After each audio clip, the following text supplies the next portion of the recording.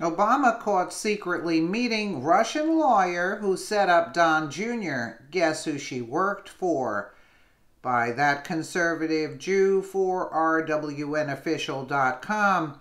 Democrats were upset that Donald Trump Jr. met with a mysterious Russian lawyer who claimed to have dirt on Hillary Clinton. That was back in 2016. The new report suggests that Barack Obama and his administration were allegedly caught secretly meeting with that same lawyer, which doesn't look very good from a political perspective. It seems like Barack Obama and his administration actively colluded with Hillary Clinton and the Democratic National Committee to set up the Russian narrative against Donald Trump way before anyone even thought he would go on to be elected 45th President of the United States. The person of interest is Natalia Veselnitskaya, the same Russian lawyer who some people believe is really a Russian spy working for the Democrats and their associates within the FBI and DOJ. Here is more on this via The Last Refuge. At the heart of the current media Russian narrative du jour is a story about Donald Trump Jr. meeting with a Russian attorney named Natalia Veselnitskaya. That meeting took place on June 9th, 2016 in Trump Tower. Now, it is discovered via video and images that only 5 days later, June 14, 2016, Ms. Veselnitskaya was a guest of former Obama administration Russian Ambassador Michael McFaul in Washington, D.C. for a House of Representatives hearing on U.S. policy towards Putin's Russia. Ms. Natalia Veselnitskaya is pictured seated in the front row directly behind former U.S. Ambassador to Russia, Mr. Michael McFaul, at the House Foreign Affairs Committee. This is June 14, 2016, 5 days after the reported meeting with Donald Trump Jr. So 5 days after the meeting, she's there. This is, we already basically know about it, but let's refresh our memories.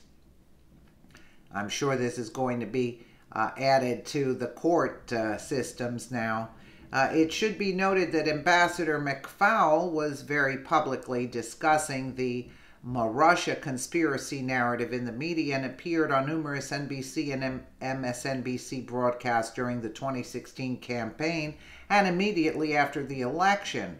Additionally, it was Michael McFaul who was the architect of the Obama/Clinton Russian reset that eventually led McFaul to become the ambassador to Russia. New York Times link. Ambassador Michael McFaul immediately caused quite a bit of controversy while in Russia as he indulged with various anti-Putin operatives. Michael McFaul, the U.S. ambassador in Moscow from 2012 to 2014, was accused by Russian state television of seeking to orchestrate an overthrow of President Vladimir Putin after hosting opposition activists and Kremlin critics at the embassy in his second day on the job. Politico link. You see?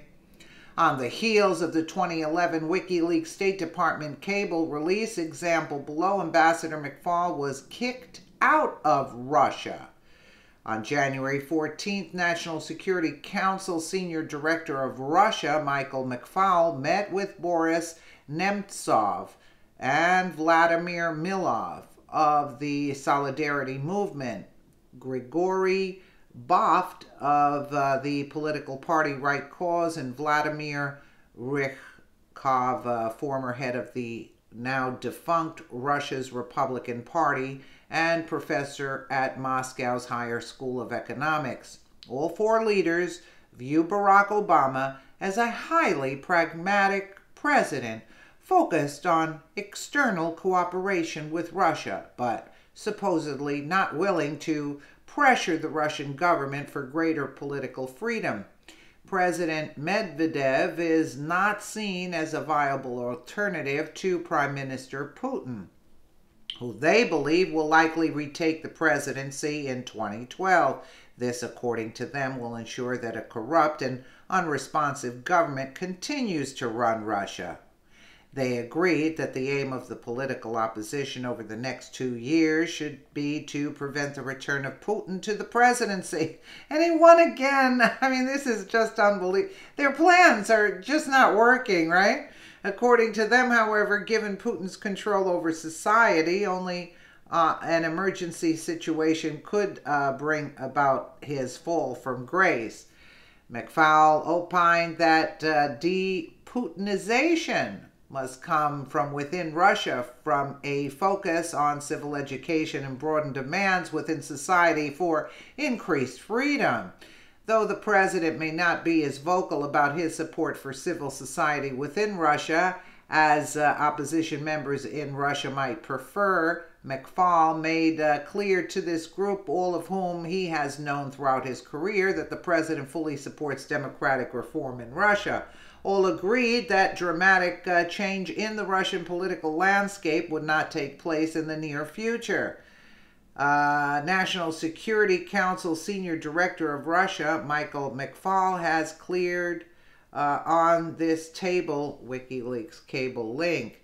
It should be noted that Ambassador McFaul's friend, Ms. Natalia Veselnitskaya, was initially denied an entry visa into the United States in 2016 and appealed her situation to the U.S. District Court of New York. She was granted a parole letter allowing her to enter the United States on behalf of a client. There is more. Natalia Veselnitskaya was initially denied an entry visa, okay. She was granted the parole letter, we said that, allowing her to enter the United States on behalf of a client. That letter has to have been signed by none other than U.S. Attorney General at the time, Loretta Lynch, the same who met at an Arizona airport tarmac with Bill Clinton just months before the 2016 election to talk about their grandkids. So what does all of this suggest about Russian collusion? Was it Obama, Hillary, and their friends at the FBI and Justice Department who colluded in hopes to win the election by overthrowing President Donald Trump?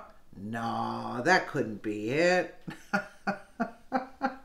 Is the Russian narrative just a huge distraction that's hiding something else while trying to place the blame on President Trump?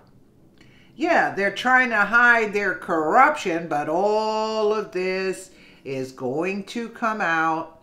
Yes, this was an older story to refresh our memory, but again, yes indeed, it just goes to show you the corruption runs very deep, very deep. Let me know what you guys think in the comments below. And again, thank you so much for watching.